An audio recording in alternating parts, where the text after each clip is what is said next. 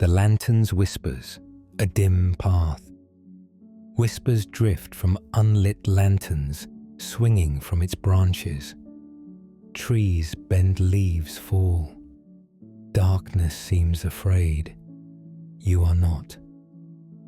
I am the nameless, a wanderer tracing the scars left by forgotten souls. The road spits you out at the gates of a small city.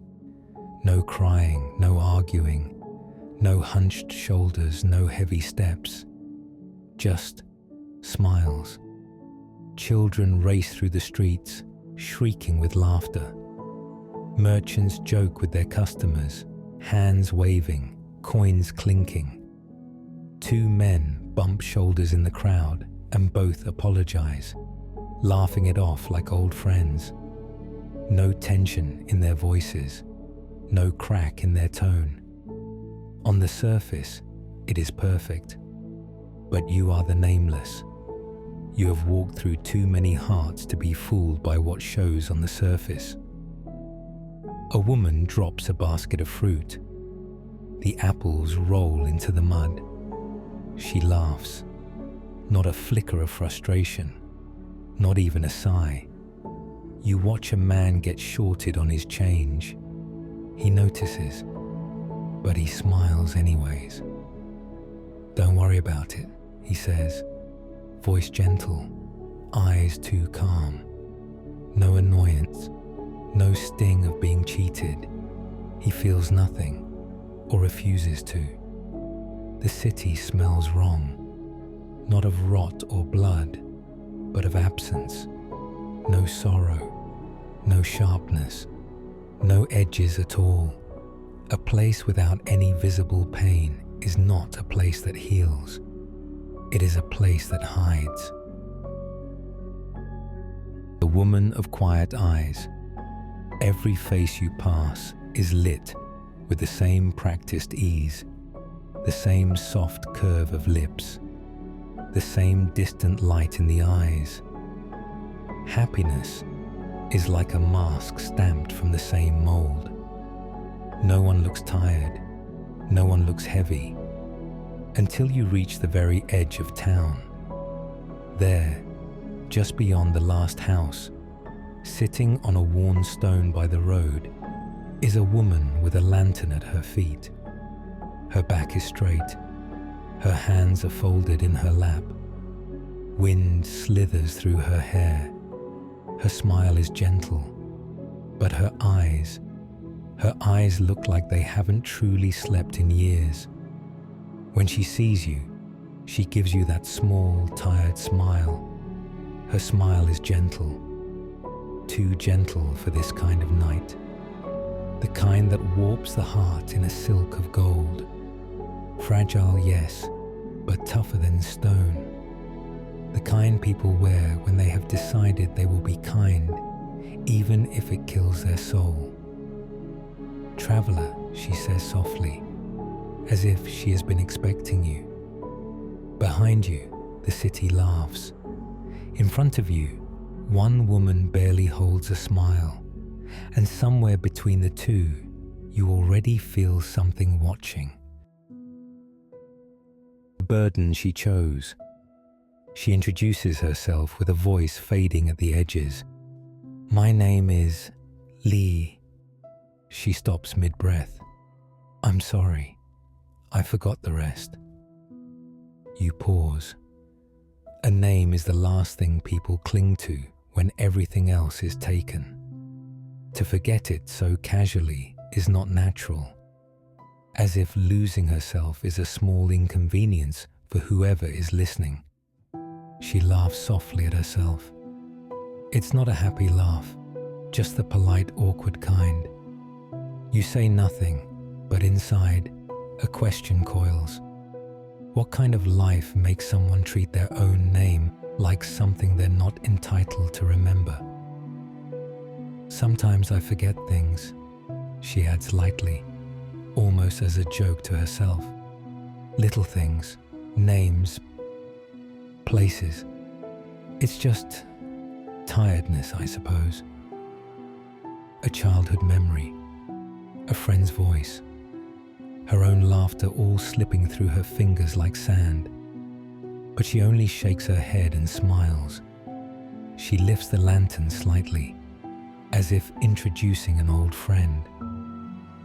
"It was given to me," she says quietly, "a long time ago. They said it was a blessing." Her eyes linger on the glass, watching the pale light shiver inside.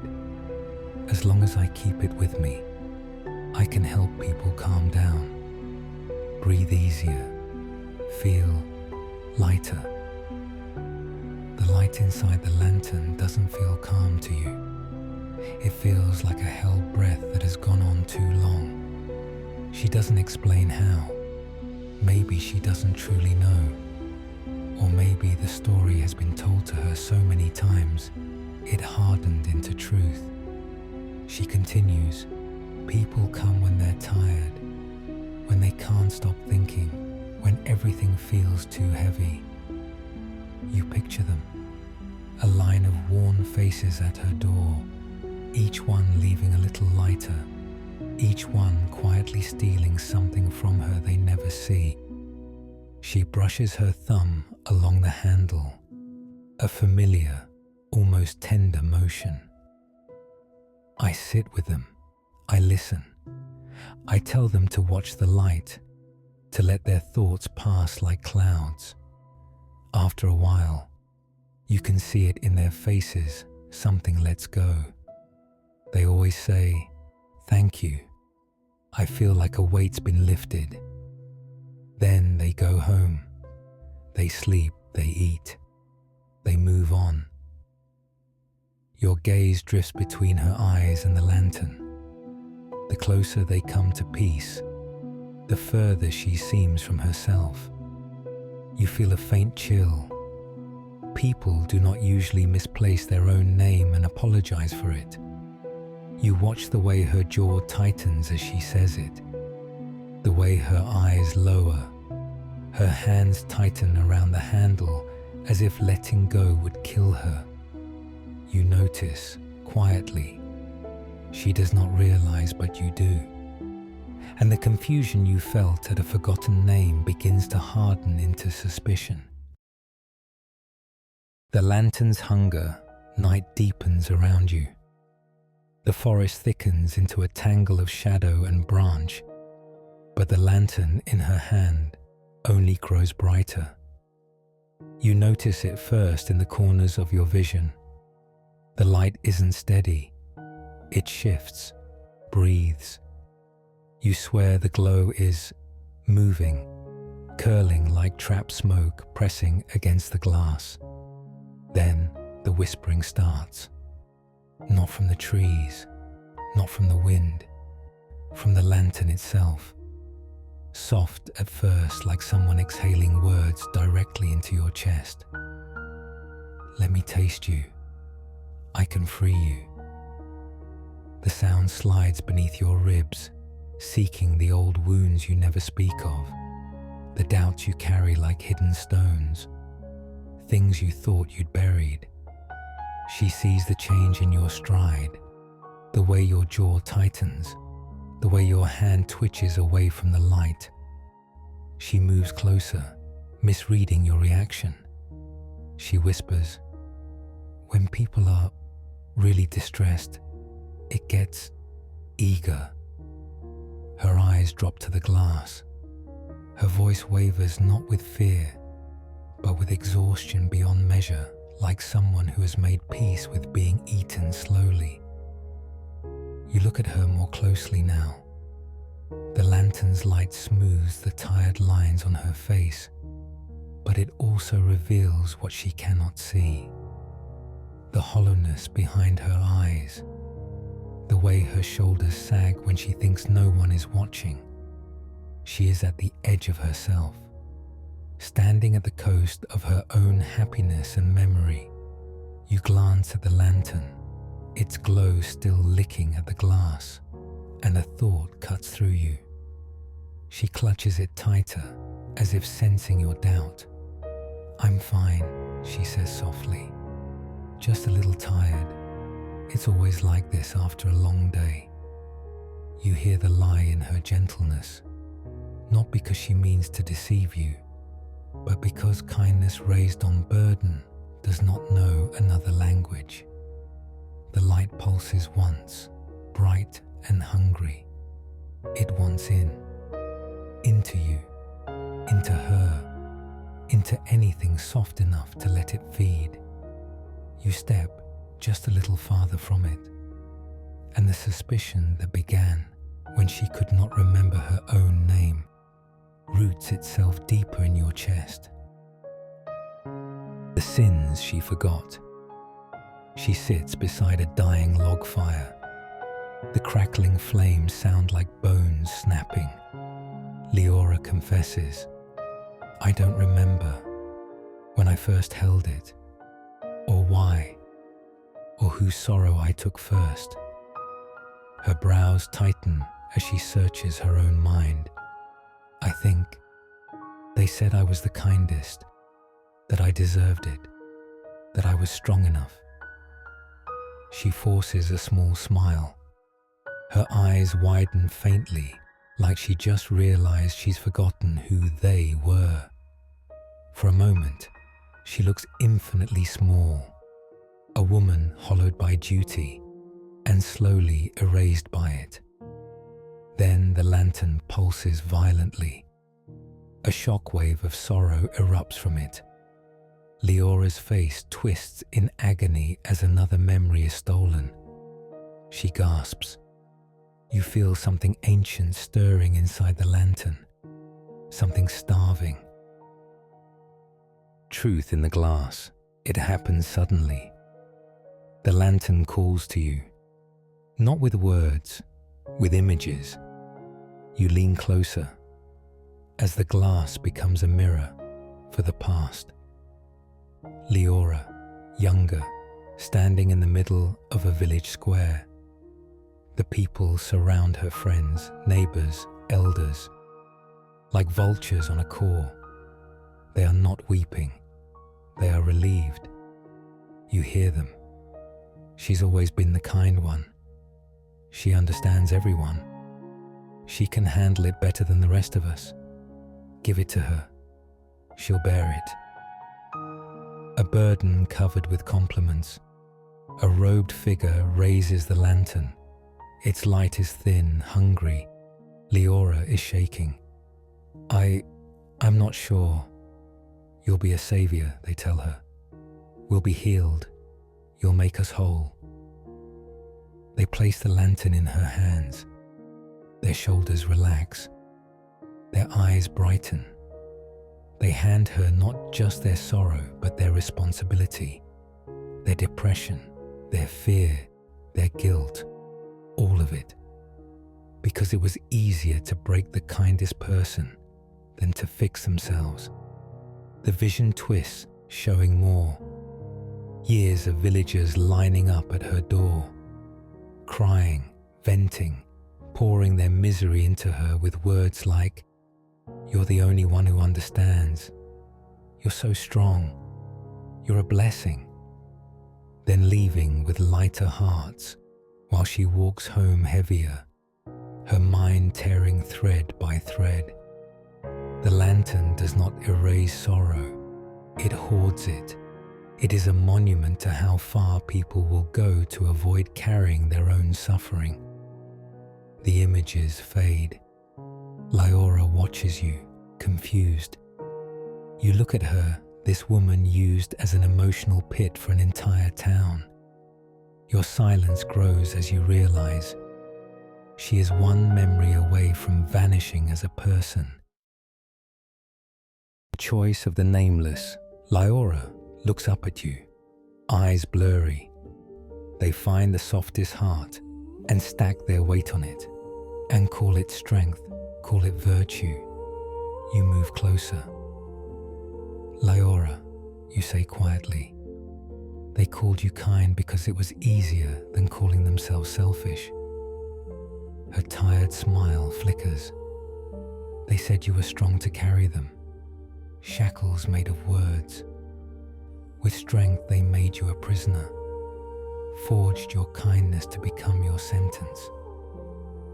You gesture toward the lantern, has been feeding with your life, your sleep, your memories, your happiness. Her fingers curl around the handle, but this time you lay your hand gently over hers. You whisper, to be kind to others, you must first free yourself. You cannot smile burying their guilt inside your own chest. Her eyes tremble. For the first time, she looks afraid not of the lantern, but of the idea of putting herself first. What if they suffer? She asks, voice shaking. You say, that is not cruelty, that is balance. Your kindness is deserving of a smile that wasn't just for them, a piece of your own light. As silence falls, the lantern hums impatiently. Slowly, Leora lifts it, but this time, she doesn't offer it to someone else.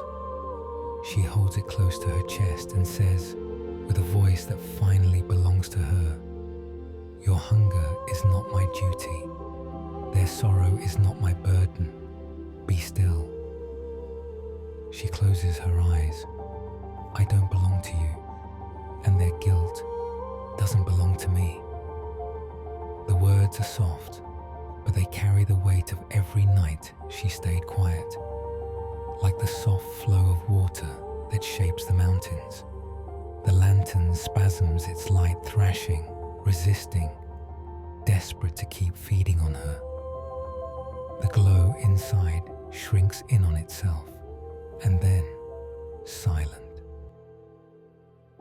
Lantern of justice, its light shoots upward like a column of ink and fire and bends toward the distant village. You see it in your mind's eye. Mourning in the square, merchants setting up stalls, children chasing each other. A calm, quiet day. Then it hits. Laughter stops mid-breath. Eyes widened. Every depression they dumped on Leora, every sleepless night they escaped, every guilt, every shame, all of it comes rushing back like a black tide.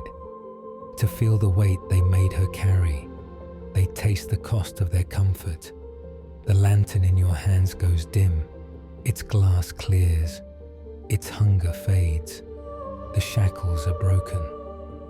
Leora gasps, then sags like a cord cut loose.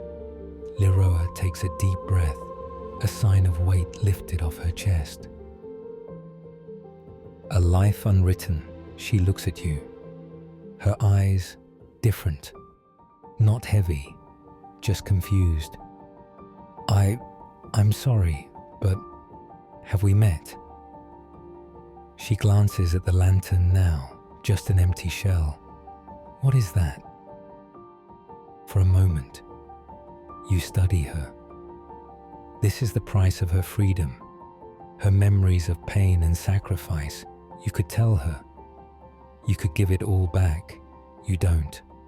Instead, you answer, just an old light that finally went out. She smiles a little, soft, unburdened. Good, she says. I like the dark better. It feels honest. You walk with her. There is a world beyond the trees, a new life with no debt attached. Step toward it, towards our freedom. Far away, the village sits in its return misery. That took their comfortable numbness. Some whisper Leora's name like a prayer they no longer deserve to say. But they all finally understand. They did not lose a saint.